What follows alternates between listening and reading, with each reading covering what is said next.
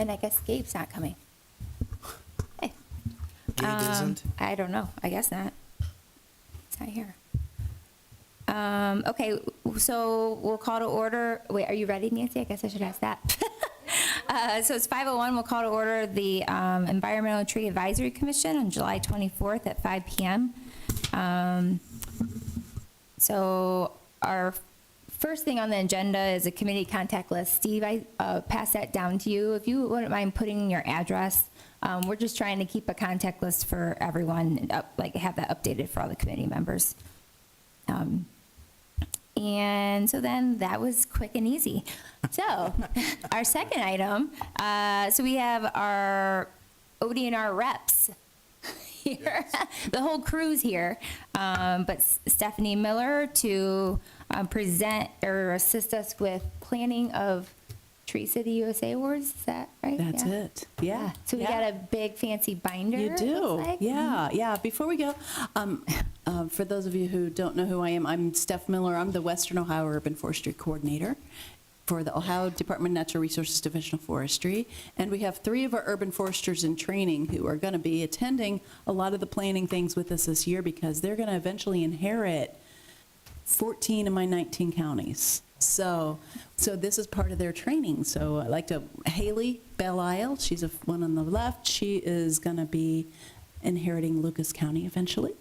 And Maggie Rundio, she's going to be east of here in the north central part of the state. And Catherine Brodigam, who is in Sydney, and she's going to be inheriting the west central counties from all of us. So we're hoping that we'll be able to help better serve communities in a more timely manner by doubling our staff. And so we're really, really excited about that. So they'll be here and probably be able to chime in and help y'all too.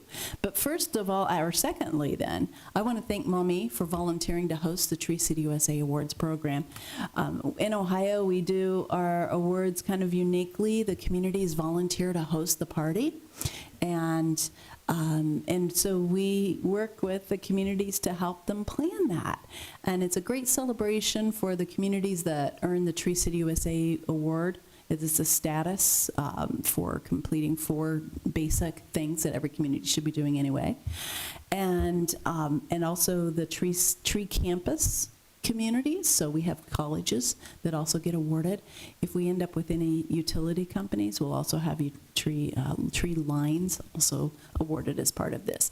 So it's our biggest gathering annually of people in the urban forestry world in each of our regions. So Northwest Ohio, it's a big deal. And it's a time to celebrate the people that are doing the jobs that all of you are doing and all this tree commission and staff and elected officials do every year, and to honor the work that they're doing. And so we try to have fun and have a good time and recognize their work. So we can't do it without our host communities. And in the spring of 2026, it's Mommy's turn. Mm-hmm. So what we have that my predecessor started, so this is an old notebook that keeps getting fatter every year. We have a notebook that we pass along to each of the hosts, and this is tremendously useful. At the end of each year, I ask the communities, we do a debrief. Okay, what went well, what didn't go well, what advice do you have for the next community? Every single time they say, follow the notebook, because it's very helpful. It helps you stay on track and all kind of that. So I'd like to just spend a few minutes going through the highlights of this. And in fact, Bowling Green called it their Bible last year. They were last year's hosts, so they said, follow the Bible. So anyway, that worked out really well. So I'm going to go ahead and open this up and just kind of go through some things. Bill is here. I'm going to do the handover to him when I go through some things. But we've got a nice cover letter in there. I hope you read it. One of the things that I really, really, really want to reiterate with all of you planning this is to avoid the temptation to make it fancy or expensive. We can have a really nice celebration with very little investment in it. And what we have found by making it really, really fancy, sometimes we have towns that really, really want to outdo last year's or make it the best ever, is it scares away other communities from wanting to host. And so we really encourage you to keep it simple, have fun, and avoid that temptation to make it seem overwhelming. One other last thing that's significant about next year is that it's going to be the last one where we have the 19 counties together. And so from here on out, the Tree City Awards programs are also going to be smaller. So you're the last one to have the full Northwest Ohio region, which makes it special. So hopefully I won't cry or anything next year. But anyway, just a little cover letter. We have a list of past hosts and their contact information. So if you have questions, I have the community, the name, and their email address. I'll be the main contact person if you need anything. So start with me, or if there was something you really liked in Defiance a couple years ago, you can give Christy a call. We also have a list of things that we will assist with this, ideas, those kinds of things. We provide the addresses of the hosts, of all the awardees, so you don't have to do any of that kind of stuff. We process the awards. We do all of that kind of thing for you. We have lists of sample vendors if you want to invite vendors to come in and set up, electronic copies of the logos, all of those kinds of things. Emailing reminders to all the communities to get your RSVP in.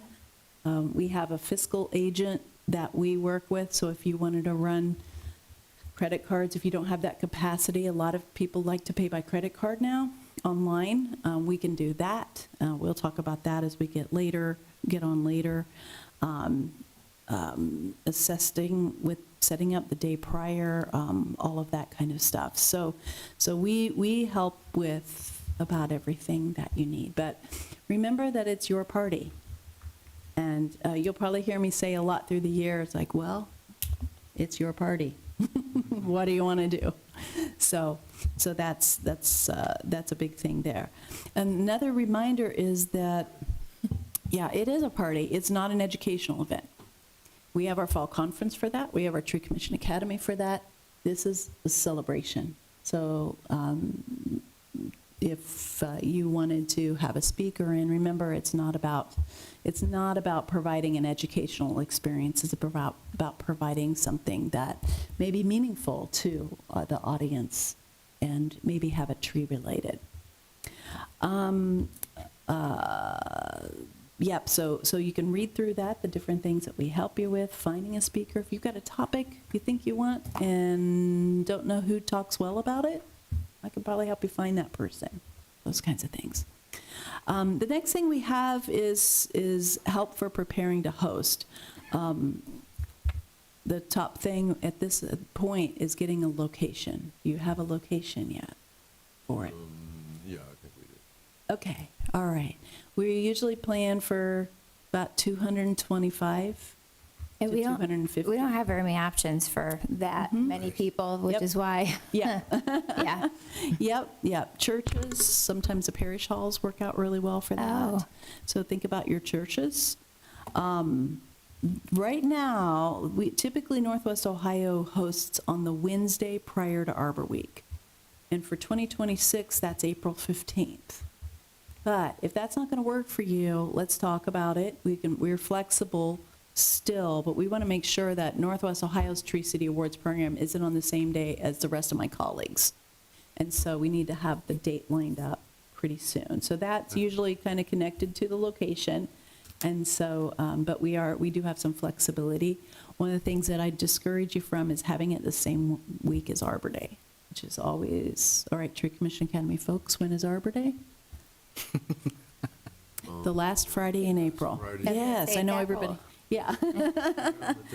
So, yeah. So not having it then, because everybody's really, really busy. So we do have some flexibility there, but we should have that lined up. I have in here by the end of the year, but hopefully sooner than that. And the program, that depends on what you want to do. Each region has its own traditions. In Northwest Ohio, we typically have a little bit of a morning program with lunch and follow that with the awards program, and then we're done. That's what it is. Lunch is optional.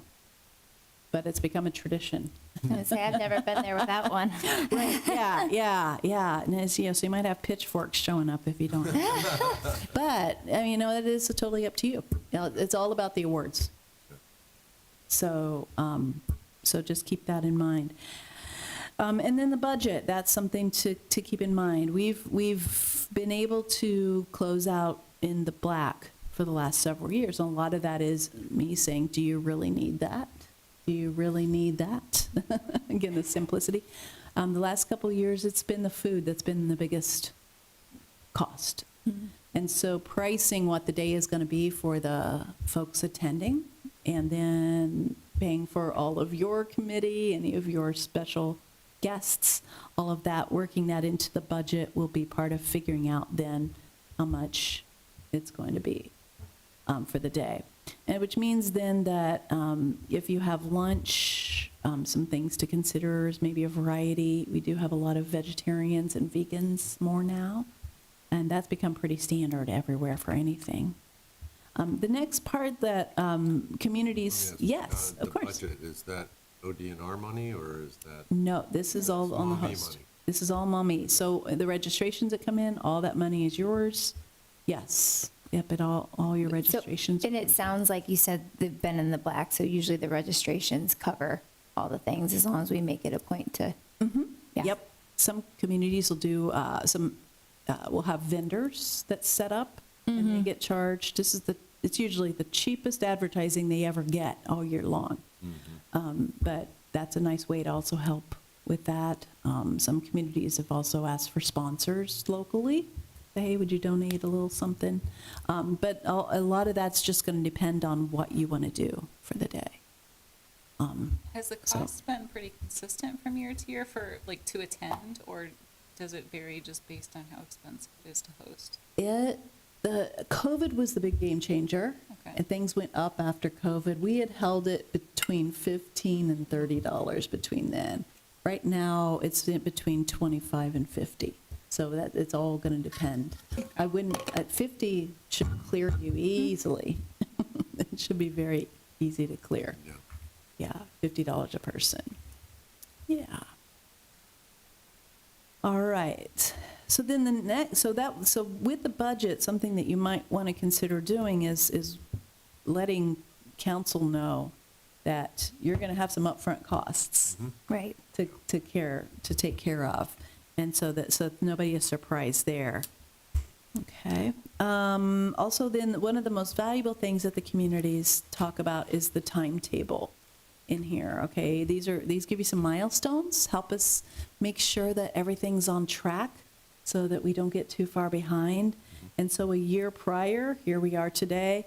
A year prior, we're a little under a year. Assigning planning committee that's responsible for the program. So I'm assuming that it's going to be these folks here,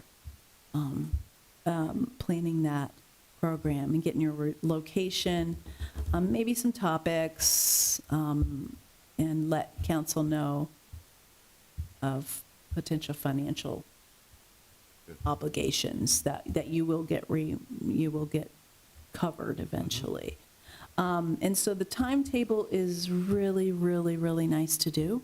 One of the things that right after the first of the year, that's when things really start kicking in quickly. And so but if you do almost everything in here by then, it goes really, really smoothly. Okay? So feel free to make copies of this. I'll also email a digital copy of this so you can distribute out to the rest of the tree commission. Got a list in here of planning committee, if you guys wanted to put that in there. It's kind of old school still.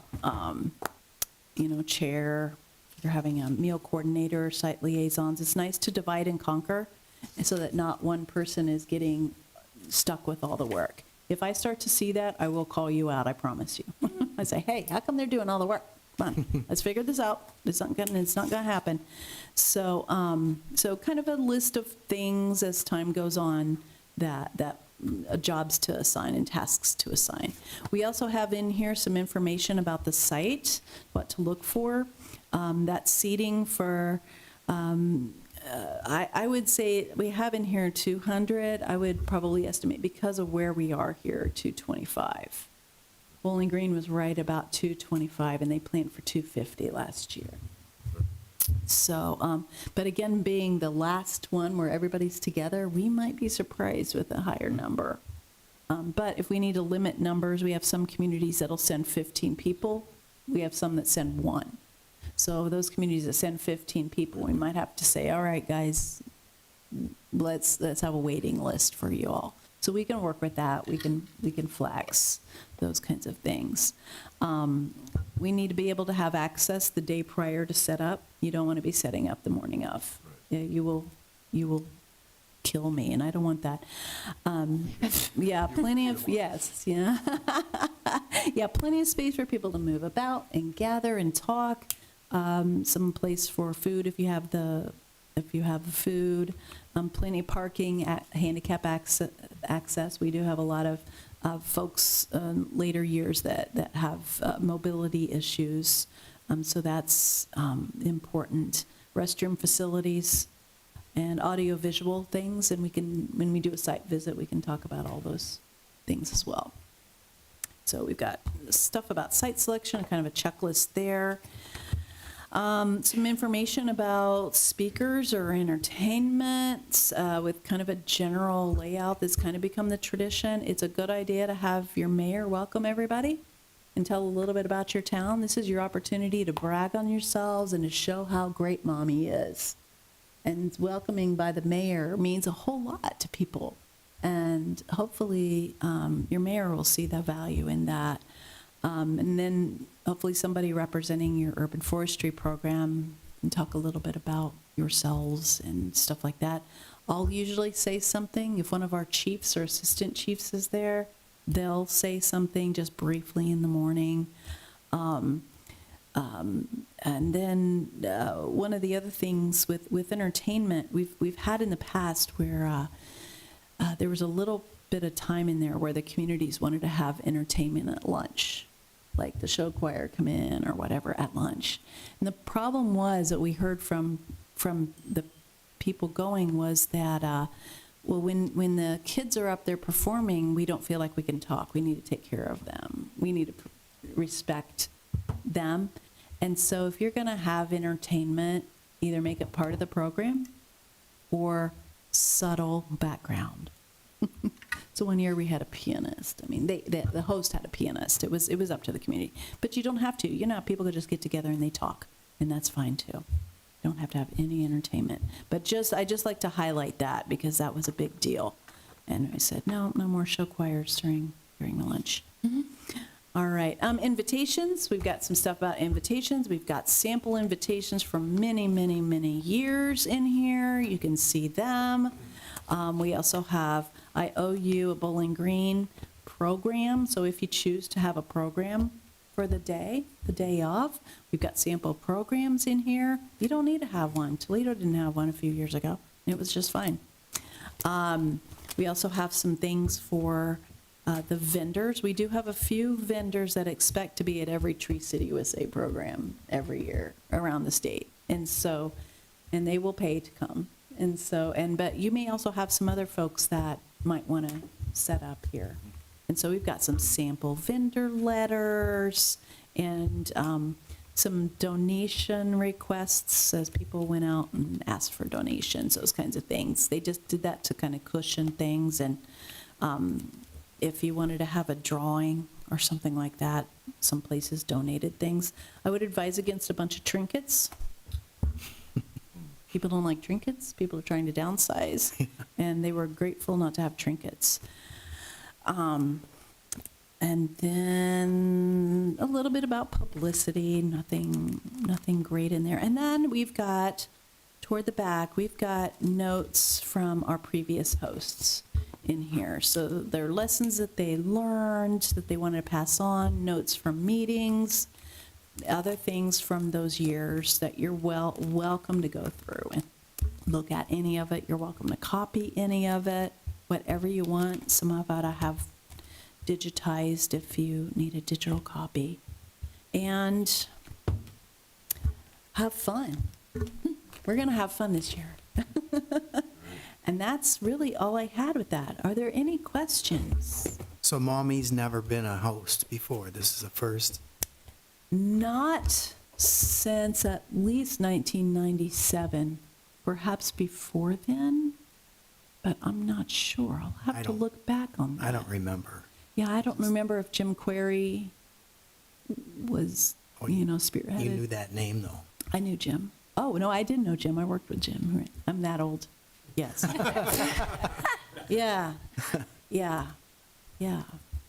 But anyway, but make it yours. We're going to have a good time. But I'll need to know when the next meeting is so that, Next, in August. So it's usually what, the 4th? Or you might be out of town. Did we talk about not having that? I'll be in town. You'll be in town? Yeah. Okay. For our So next August 28th would be our next meeting Okay. date, right? Does the planning group meet as part of this, or would it be like meeting separately to plan? that How does depends it on work? you. Okay. Yeah, if you want to make it part of your tree commission meetings, we can just make Okay. it part of your tree commission meetings. Okay. And then things happen, people have jobs in between, they bring back. Yeah, right. Yeah, yeah. It might add 15, 20 minutes on. Yeah, it'd just be a standing agenda item Right. until we get, Yeah. I mean, And especially if you could have it toward the beginning of the meeting and then I can exit and you Yeah. guys can carry Yeah. on your own business. that's ideal.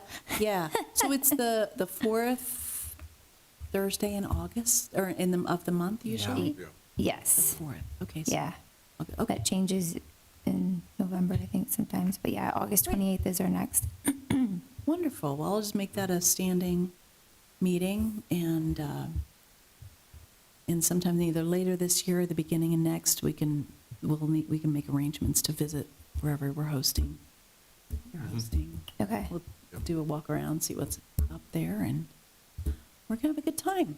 So we have this notebook, take good care of it, and you even get a bag with it. Oh, wow. And I've got some of those road direction signs that I'll bring to one of the meetings too, so you guys will have those, and, there you go. Thank The you. official Cool. handoff. Sounds like you've thought of almost everything. We've done it enough, we've learned some lessons. Not. Yeah, but make it yours. It's all mommy. Yeah, it's your party. Yeah. Could you, just before you leave, could you Sure. talk about the role? Bill had mentioned at the previous meeting that we need a chair or co-chairs, and it should be someone. Could you explain the role of those people? Well, it's always good to have a chair. Yeah, I need somebody I can go to when there's something is going on. I say, hey, what's going on with this? But I mean, like, for the And- event, to like lead the event, to talk, like the MC, I guess? Oh, yeah, you'll need an MC for the day. Okay. Yeah, yeah. Yeah, that's usually not the chair. Yeah, The chair is sorry, doing he everything said- else. Yes, MC, Yeah, the sorry. MC, yeah, they would be the one guiding the day. Okay, and Yeah. it could be just anybody? Yeah, it doesn't even need to be somebody from your committee. Okay. Yeah, it can be somebody else that, I mean, we've had radio personalities, there have been local people that are just really great in front of crowds. Cool. We've had some that are very, very uncomfortable in front of crowds, but they do a great job. It just, it usually kind of falls into place, and so you can be thinking about stuff like that. Yeah. All right. All right. Okay. Yeah. Thank Any you. other questions? I'm sure there'll be very many. Well, That's all right. what specifically do we need to get done by the August meeting? You should know The where you're location. where you're hosting it. And Yeah, then- get that all lined up. You said date too was the other? Yeah, date. Yeah, so Which that's if- gonna go hand in hand, probably. Yeah, that'll go hand in hand. So Okay. before you lock in a date with them, make sure you check with me too. So Oh, we can. okay. So maybe when you're working with the location, get maybe 3 dates they have open. We try to keep ours Okay. on Wednesdays. Yeah, Okay. Wednesday is our traditional day Right. anyway. But even if you move it into May Mm-hmm. after the Arbor Day, sometimes it's kind of a relief to have all that stuff done, and then you can do it then. Just Okay. find a couple of dates that they have open and maybe ask them to hold, and then just shoot me an email Okay. and see which day is best. Yeah, maybe pick out your top pick. It's usually like 10 to 1 or 2. The time We frame? usually say 2:30. 2:30, Yeah, so okay. people start getting there at, usually we have doors open at 9. Okay, Yeah, so people can Yeah. gather, all that kind of stuff. Yeah. okay. All right. Anybody So, got any questions? yeah, so the host community is in charge of the invitations, mailing them, all that postage, so that'd be working in the budget. You know roughly how many communities actually attend, like, a rough number? A rough number, well, we have 56 communities that get awarded each year, and there are usually maybe 10 that don't send anybody. Yeah, yeah. It's usually very pretty well attended. Yeah. It's very well attended. People are usually pretty excited about it. Yeah, because it's fun. You don't have to think. It is. Yeah, it's fun. It's- Well, it's yeah. anywhere between 200 and 250 people, so. Yeah. Awesome. it's a I know I gathering. enjoyed myself. Yeah, me too. Good. Yes. Good. If you actually have a surplus at the end, does the tree commission here get to keep what's remaining, or does it go to the next? No, everything is the city's. Yeah. Yeah. So then we could use for events and Yeah, whatever you want. like Yep, we've movie had some that showings have, and they've rolled it into their budget, some have given it to other things, but yeah, Yeah. it's all yours. We don't have anything to do with the money except if you need a the fiscal, processing. yeah, if you need card somebody for the processing. credit card. Otherwise, everything is, all the money's yours. Yeah. All right, Yeah. cool. Right. Thank you right. so much. I'm Thank you, guys. excited for you. Okay, thanks. Yeah. All right. Take your green. Thanks a lot for coming, guys. Thank Yep. you. Thanks. Phil, do you just want to come up and where Stephanie was sitting? Oh, sure. I've got you next too, so you didn't have to stay the whole time either if you didn't want to. Yeah. That was,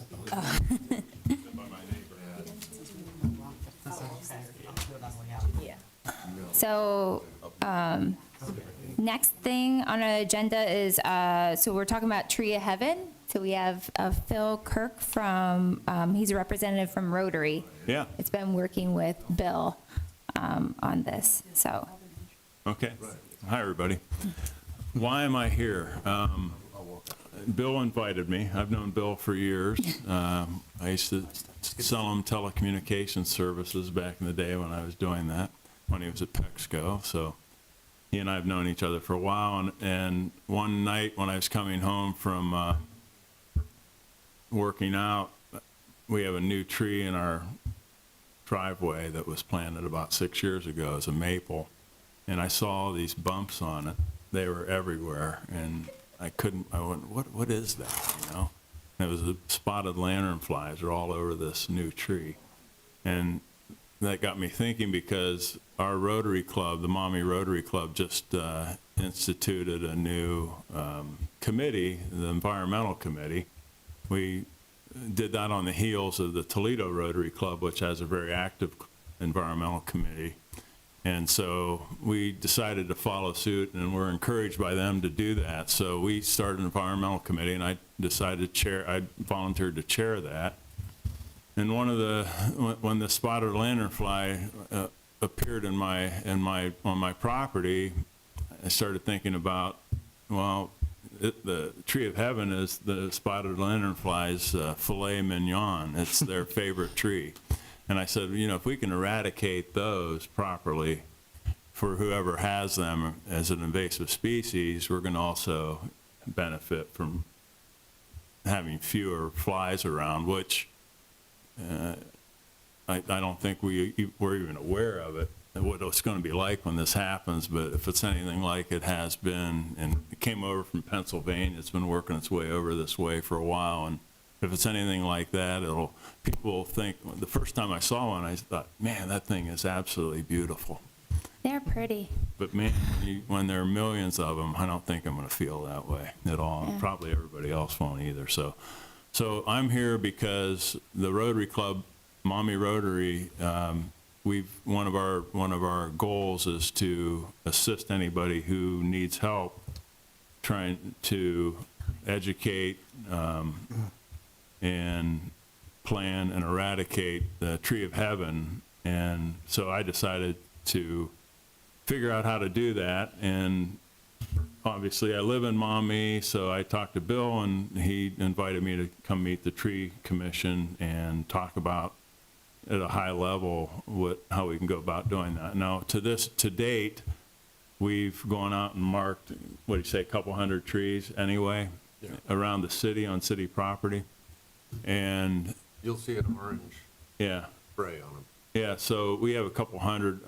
Probably if anybody's interested in seeing where one of the most noticeable areas is when you're driving down the bridge toward Perrysburg on the, I guess it'd be the east side or the left.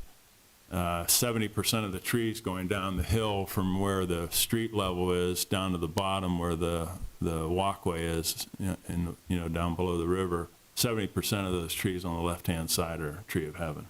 And the other side are calorie pear Yeah. Yeah. So And buckthorn.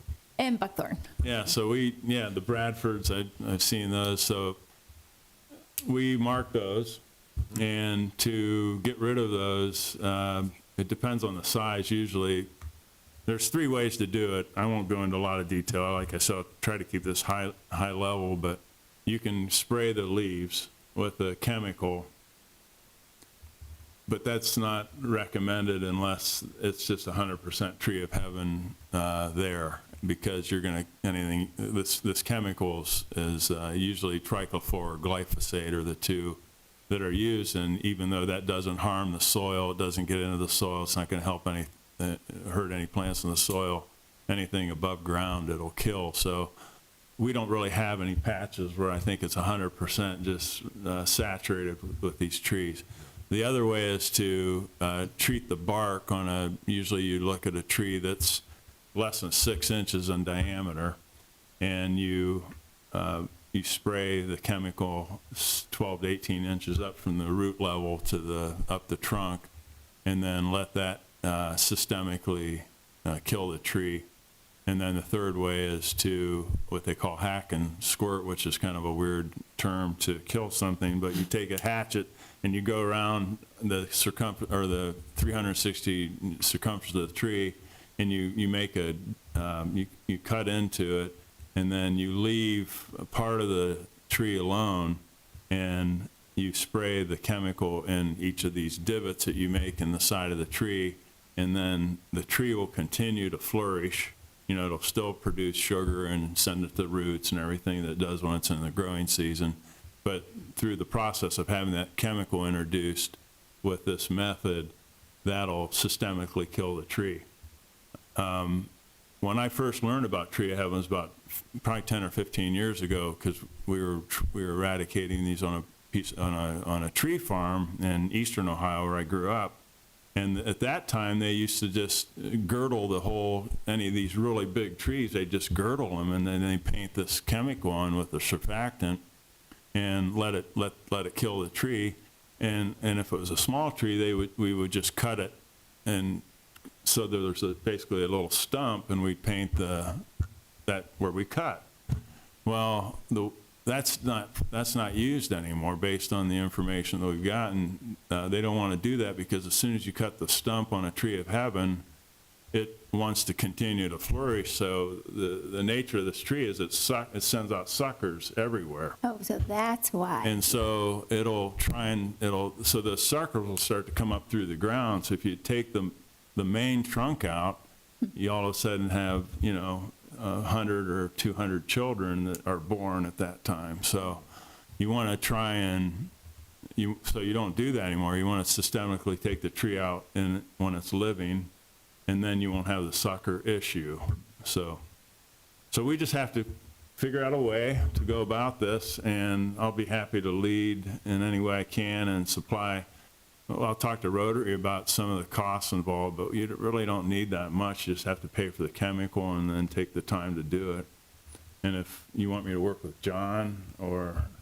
Right, John Tiskus to Yeah. start with, right. Yeah, and then we'll go out and target things. And then maybe we can and we're in the season. I mean, it's from July through the end of the growing season is when you want to treat these things. So what I would see is we'll pick these real big trees, we'll treat those, and then next year we'll have to have some kind of design on how to. That's what I was Cut them wondering. down, And so- then get them down so it's within a year. Yeah, so I get with John and we'll walk it, we'll figure out what targets we have, and then we'll talk about before we treat anything, we want to make sure we have manpower to take the trees down when they die. Yeah. And that'll probably be sometime next year. If we treat something in August, let's say, that's small, the results of the treatment will start to be apparent in a month.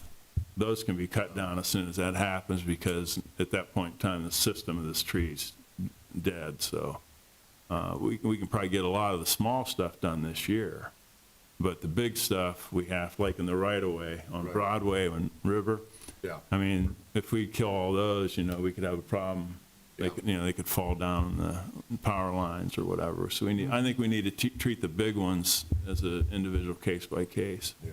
My opinion. I mean, I don't know if, but yeah, the female trees are the ones that are leafing out. So they produce like 300,000 samarias or the whirly things Yeah, that fall to the ground. That's how they reproduce. So, they can be a real problem. So maybe we even target those this year if we have too much to do otherwise, and take the females out, because then we won't have the kind of production that we might get if we didn't do that. So that's all I had. I can get into some of the details about chemicals and stuff, but I don't think you probably are interested in that.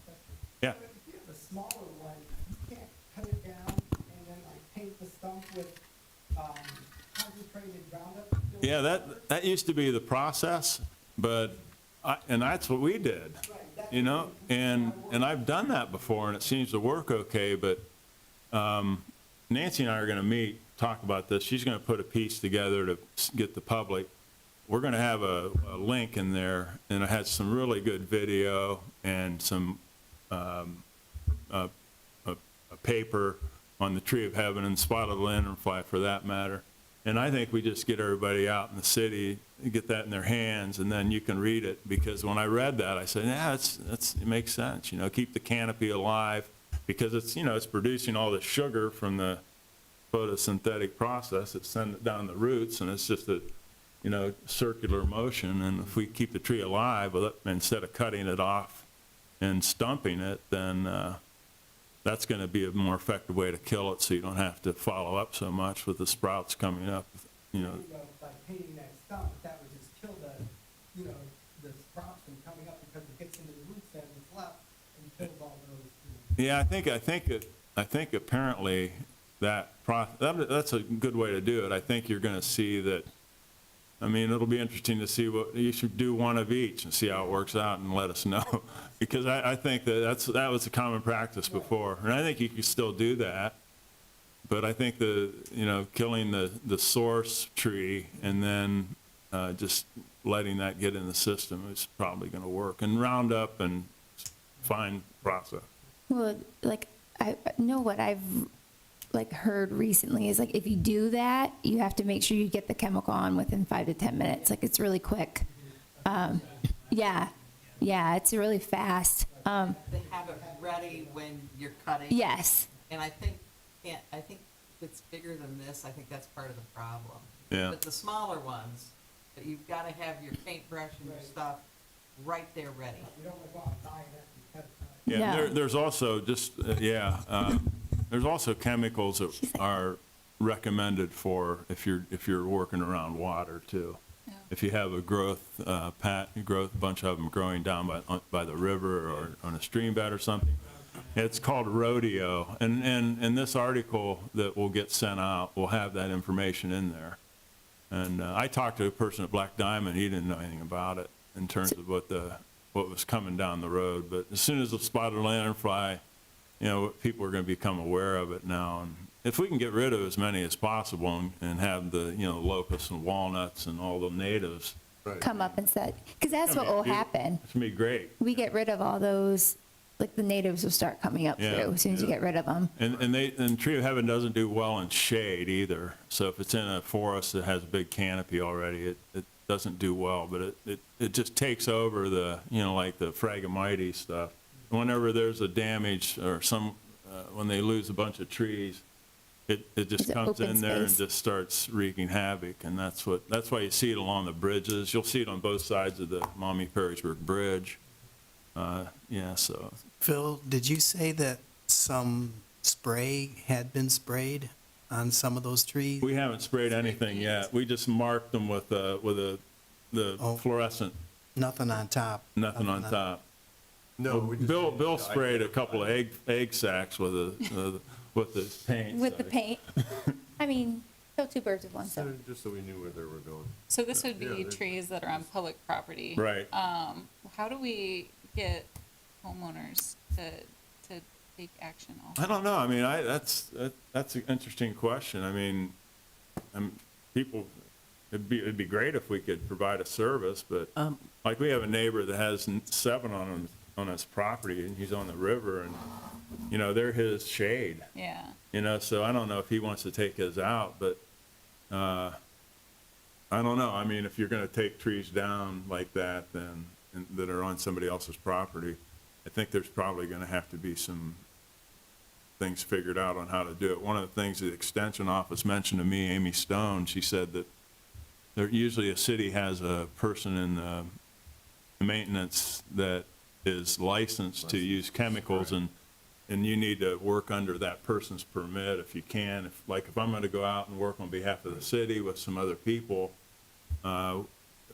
just from a standpoint of following the regulations, we have to probably work with somebody. So if we don't have a permit in the city of Maumee, we should try and find somebody that does and see if we can work with them. And I know Perrysburg has somebody, and I have a name if you want to work with that, so. I had a resident reach out asking about personal property kind of trees, because we talked about Tree Heaven's last meeting. And I just told her for now, we're just trying to focus on public, see how that goes, and then, we can talk more about, Yeah. But one of the things that we're going to have that table at the summer fair, we can just really concentrate on Tree of Heaven and spotted lanternflies. So we could have like information out about that to try and talk about it, and talk about, people are going to see some of those starting to come down, maybe most noticeably on that side of the bridge. Yeah. So then people know, and if Nancy's putting something out, then we can focus on like having that, because I kind of wrote some notes about what we might want to put, because we talked about some of those donuts like as giveaways, and but so we can focus on that. I think. And yeah, related to the residential piece, first of all, I live on River Road, and I've got a Tree Heaven on the ravine, and 3 months ago, I tried to find somebody to come and cut it down or spray or do whatever, and I found Lee Savory, the tree company, very reputable, and they didn't want me to pull it down. They said they wanted to try spraying it with insecticide, actually, and they did that. It's reduced the amount quite a bit, but they said I had to do it 4 times a year at $100. And it's a tree in the ravine, and I'm like, maybe, I like to keep the habitat, but I'm still seeing them everywhere, right? I'm like, they're just going somewhere else. So then I tried to find somebody to come cut it down. Tomorrow, someone's supposed to be coming, so this is a great, timely conversation. Thank you. Right. But also, I was talking to a teacher friend, and we decided we might have a project on our hands. Maumee Intermediate School, Christine Smith is a 5th grade teacher there, and she was noticing them in her yard, and so she worked with Ohio State. She was somebody there, maybe Amy Stone, on a circle trap. Yeah. And so she built a circle trap. It's basically a net made out of screens with a funnel-ish thing at the top, and you strap it onto the tree, any tree. It doesn't have to be a Tree of Heaven, just where you're seeing them. And the insects will climb, and instinctively, they climb up, not down. So they climb themselves in through this net, through this funnel, into a plastic bag where they die. And so she built one, and she said within hours she had hundreds. Oh, that's gross. I have the video on my phone. Wow. She had hundreds. And so when she showed me this, I said, well, Christine, I hate to tell you, but we should have students build these for our residents. Yeah. And she liked it. So I think this Hey. might be a project for this year, is to have, especially in light of all the tree work we've been doing, Sure. is having the kids build these traps, Yeah. test them a little bit at the school, and then maybe build them for residences. And so if that's something that we're interested in, we can maybe organize a project around Well, that. and maybe even once they've built some, we could have a workshop that the city puts And make on, it and the bigger. kids could come and show everyone how to build them. Sure. Yeah, I like mean, we the were rain- talking about doing another rain barrel one. Why can't we do a trap for the Yeah. spotted lantern Yeah. flies? That would be cool. Yeah, so I'm going to build one myself this weekend. Is going to be on my list, and maybe I don't take the tree down. I don't know what I'm doing yet, but maybe I can just I have one in my backyard that you can use if you need a tree to okay, put the. I'll build a couple, and you try yeah, one, I try yeah, one, see what happens. All right. I mean, so you can take yours down if you want, and then you can just use mine as the. It'd be interesting to see when the trees that we treat, if the lanternflies just vacate that immediately, or if it impacts them some. I don't know. We'll see. Oh, yeah, right. They were on Karen's flowers, and she had a bottle of half Dawn and half water, Mhm. and she said she squirted with bugs, and they died like instantly. Yeah. They're so fragile. Yeah. So I think I heard someone talking about that, was it, at one of our meetings this week, and they said that someone used that concoction to spray milkweed and then killed their milkweed. So I think you need to be careful about what you spray too, at least with the milkweed. Yeah, I noticed that after they sprayed our tree, our grapevines, which I tried to take a lot of them down, but they're back there. They're on the grapevines now, so I saw, yeah, I know they like grapevines. Yeah, I saw hops, which we Hops, yeah. have, and I just noticed the hops are like full of, I don't know if they eat the leaves, but I just saw hops. I'm like, oh, ours are looking rough. Yeah. But they supposedly like river birch is what I've heard too. I Yeah, don't know. Yeah, Could you send that video? yeah, That- I sure will. Yeah. And maybe we It's had it's a really fascinating.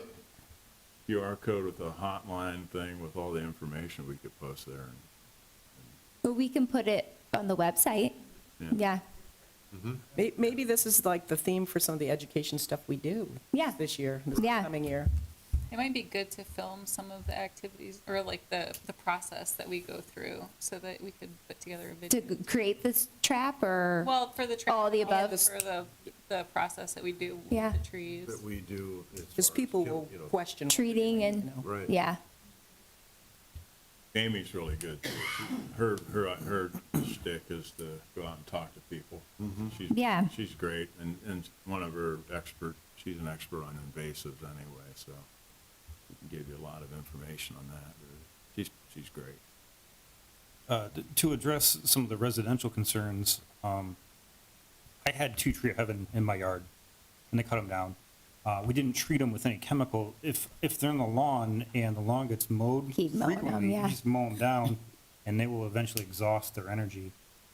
So I think, with this tree in particular, there's a lot of, they say you want to treat it with chemical, and that can be kind of intimidating for homeowners. So It's for me. if you can have them in the lawn, just mow it down. Yeah. Yeah. Yeah. You know, I that's- pull them out of my Oh, yeah. all yeah. the time. Just Yeah. the little baby ones. If you pull them out, just pull them out real easily and make sure you get all the roots, and that's all you have to do for those. Or cut them down, right, Linda? Yeah. Immediately. It's an ongoing thing. It's a Yeah. battle. Yeah. And whenever I see them, I yank them out, and then my hands smell like peanut butter. Oh, they reek. Yeah. Ammonia It's for so gross. Yeah, peanut butter, it's like skunk. You know? Yeah. It's one of the most unappealing things about it, is you break Yeah. the leaf off and it's, That's why they also are called stink trees, a stink tree. Yeah. anyway, that's all I have, so. Well, great. Phil. Thanks for coming. Phil, thanks a lot. So Appreciate you coming. we'll maybe need to hear more from you. Yeah. Yeah. So I'll talk to John and we'll walk it, and by next meeting, maybe we can come back and Some updates. talk about the plan and for the early fall. Yeah. Well, if we do like updates, the We might even meeting get some done too, before the meeting. We should be able to get some taken care of. would it make sense to do some sort of updates on the website? Like if we have the information, just show kind of like talk about what we're doing and update there, Start it right away. maybe? Yeah. give it Yeah. Or the Facebook page, I don't know, something. Yeah. Bill, he'll keep me straight, so just keep, He's good at that. Is there a video from Pennsylvania? Thanks, Phil. Talk About to you all about of the spotted lanternflies, like being. Oh, yeah, swarming. Yeah, we advocate for that at like the at the Summer fair. sort of area. Yeah, Show that if Thanks. you don't do How this, gross it then is. This is gonna happen. yeah, yeah, because they, Around the river, we're covered with a lot of tree line right here and a lot of Yeah. it there. It's gonna be in our uptown area and then dispersed everywhere else. It's already in the area. but I mean, they're pretty new. Like I remember John and Allison talking about seeing them swarming down by the zoo along the river. But like last year was the first time I saw my first adult one in person, like last summer. And then this year was the first time I saw the babies. And then the babies are everywhere in my yard now. So it's like, next year is gonna just be even worse. I mean, Yeah. so, because I didn't see any babies last year.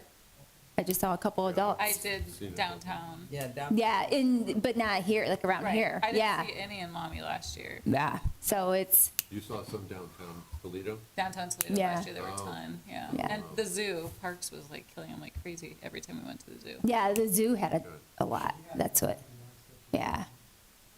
So, okay, well, we're gonna keep working on that, so that's great. And then the next thing, and I found a good video I was looking out today, probably because I knew we were doing this, but I think I got it. It's in either Monday's newsletter or then my next newsletter. But it was a really good video that talked about like the 300,000, like he just mentioned. Yeah. And it showed like, the different kind of the stages, and the guy had a lot of really good information. So they've got some good videos out there. And I had sent Paula one when she had emailed me last week, but So I had a resident ask me, she had Tree of Heaven on her alley, and she knows it's a city responsibility, but does she just contact the city to request to have those trees? I don't know that he Removed? has, well, I don't know that Service has any, I don't know. scoot up, Bill. I don't, sorry. I Right. know, yes, it is, I'm sorry. You can pull it up, Clue. I don't know that the Service Department has a program as of yet. And so that's something that we're going to have to work out. I feel like So, that could be part of this whole thing with Yeah. Rotary, is Right. figuring out how to. Yeah. All that. Yeah. Well, that's why it's like when someone asks, it's like we're nowhere near getting close to figuring out what to do on private property. We're trying to figure out what to do on Right. public, so, Well, I think first, we're trying to get a handle on what our situation is. Yeah. And how much there is out there. And if, and that's what Phil and John are trying to do, so. all right.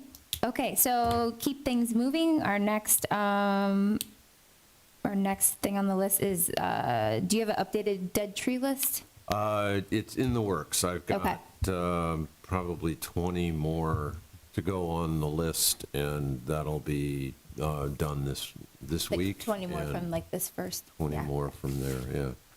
On top Okay. of those, yeah. Do you have the one from, there's one at Library Park that I stare at, and I was just like, why have I not mentioned that? I think I've seen that one too. Yeah. What street is it on? Jackson? I think that's what it is, Jackson. Yes. Yeah. There's two of them. Okay, I thought there were two, Yeah. but I only saw one the other day when I was looking. Yeah, there's two, right. There's two. Yeah. Are we 400 block. correlating what trees are dying? Do we have a list of the species when we take them out? No. Just anecdotally, we're looking at what's dying, and there's a lot of dawn redwoods that don't make it. Those were redwoods, Okay. too, at Library Park. Yeah. And Just- a just lot for of the- future planting. Right, yeah. Well, but I feel like with some of those, it's like, what time of year do they get planted? Like, we had that issue with the contractor not, Last year was a brutal year, too. yeah, and then the heat and the drought, and then now we have the street tree design plan, so when it comes to putting new in, we'll put whatever's kind of on that map.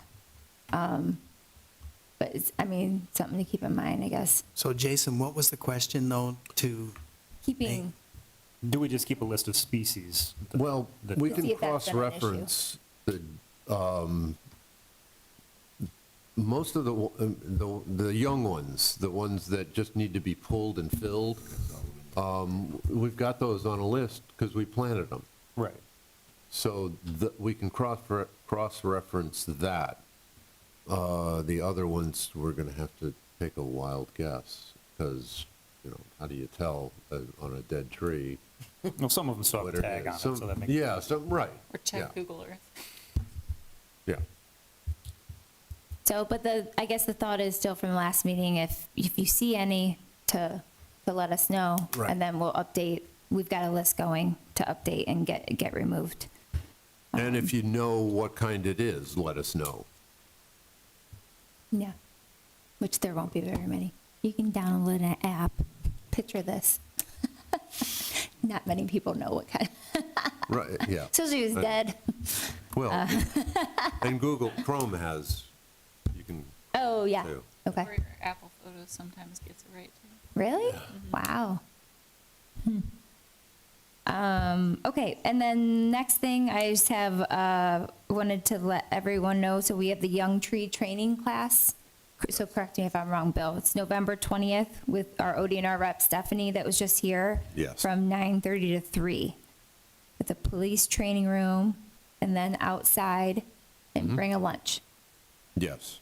Okay. And, And- Oh, yeah. and your own locker. Pruners, Loppers. Your own way? Loppers. pruning shears. So, yeah, or shears. pruning shears, yeah. Patrick said the city has like 3 that we could use, but Yeah, he Oh, said yeah. they're down in the The cellar. basement. yeah.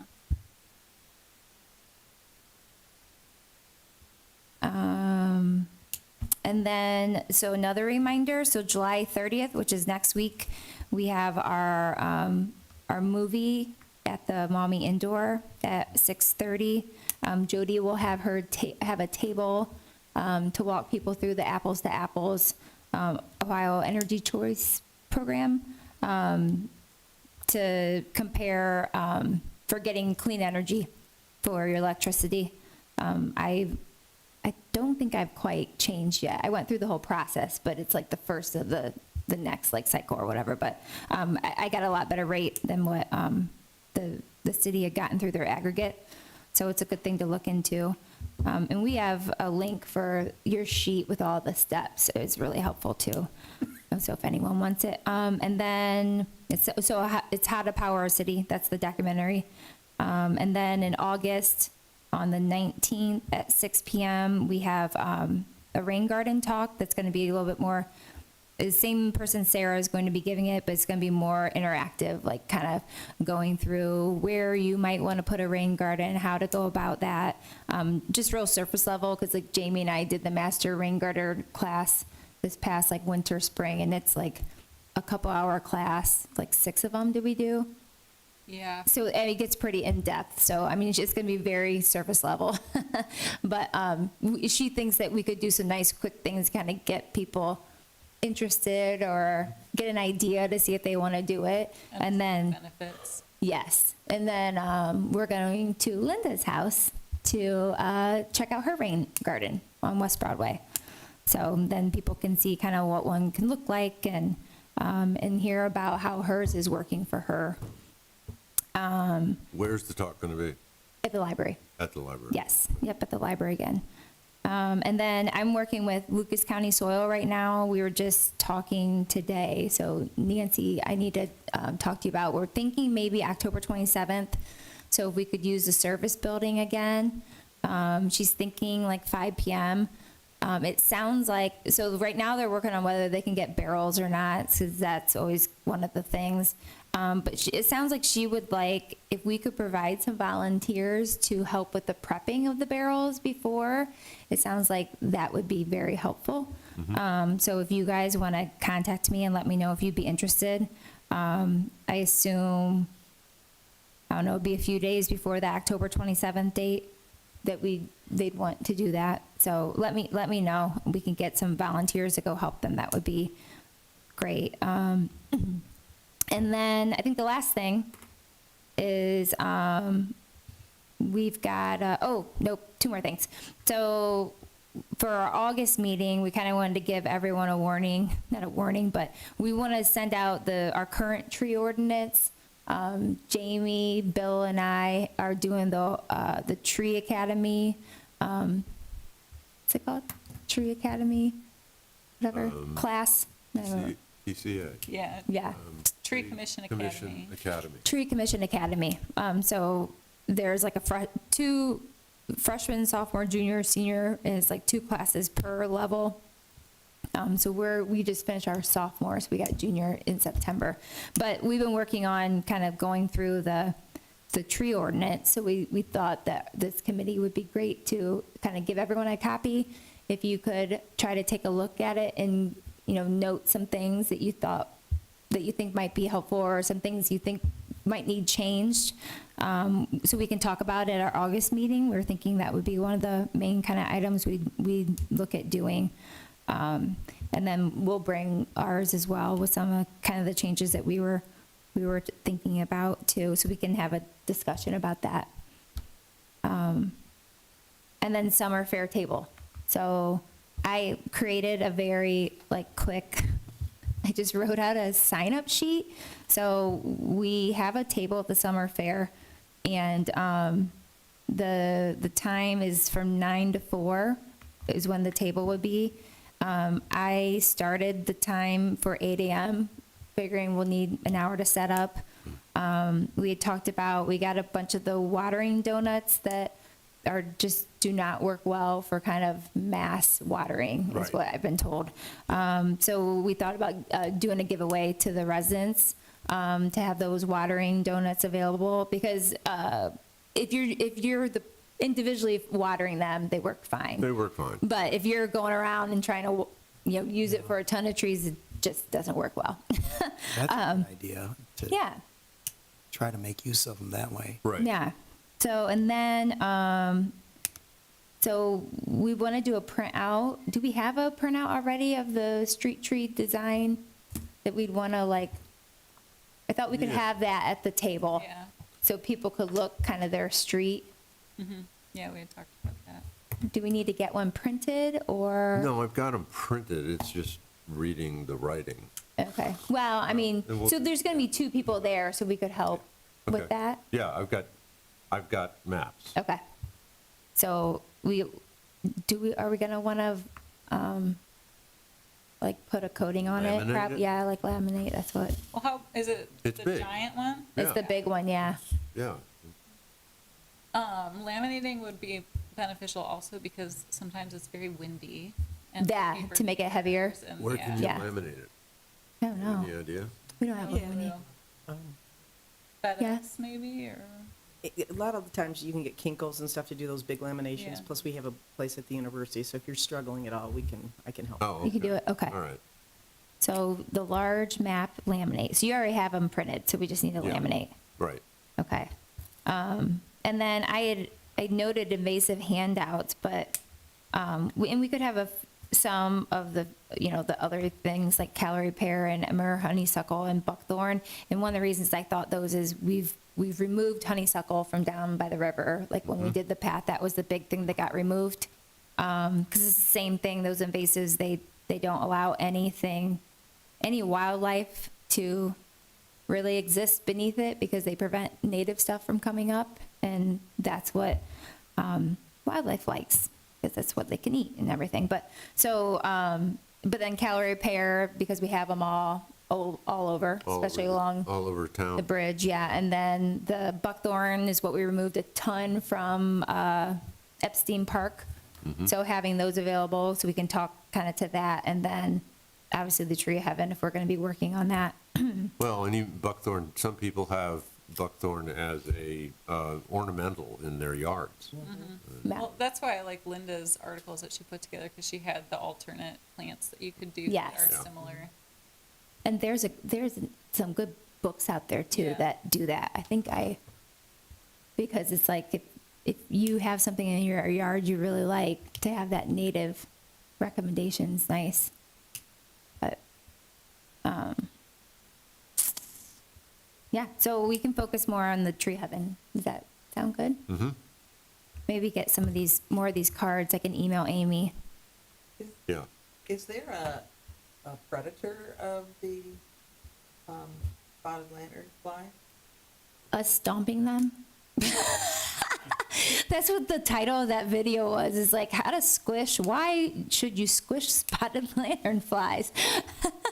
I've seen video in the past 2 days of a southern yellow jacket eating a spotted Oh, yeah, lanternfly that's what Oh. it was. and a robin. A robin? Yeah. Whoa. Oh, So I was just gonna say, because the Japanese beetles, when I lived out east, were horrible. I mean, Yeah. your rose bush would just disappear.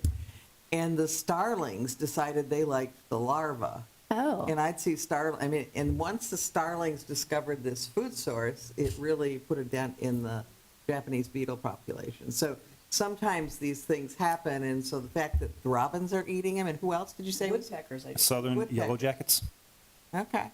And anecdotally speaking, I've heard some rumors that the spotted lanternfly don't do well with milkweed.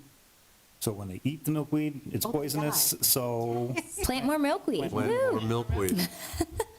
Yeah. Okay. That's good to know. And it said praying mantis, too. Yeah. I saw Oh, okay. Good. Yeah, so that's interesting. So we should, can everyone send those around and maybe we include that at the table? We have a little like card that has that information or something. That would be nice. So I guess I want to ask people, so I put like 2-hour increments for sign up. So I have, and 2 people each. So there's When 2, is, 4, 6, 8. when is summer? It's August 9th. So I have eight spots for needing volunteers. Is there some, oh. you're just- Yeah, I very low tech. I just wrote on a piece of paper.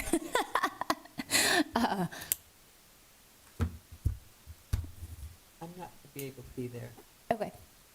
I have, my sister-in-law bought me a ticket to hear Robin Wall Kimmerer. Oh, nice. Sounds I'm not amazing. staying. That's great. Yeah. Where's that? It's up in Traverse City. Oh, nice. It'll be live, not a Zoom. Yeah. Yeah. Yeah. Awesome. Are you gonna take both of our books? Uh-huh. Yeah. And see if they'll sign them. Yeah. Okay. Well, does anyone have anything else? That was all I had on the agenda. No? All right. So we'll adjourn at 6:08. That's an hour. Nancy, how's that? Right on time. Yeah. If anyone would like some fresh oregano, I have some. I have so much too. But I just keep leaving it because the bees and the. Like it? They just love it. Well, so what I.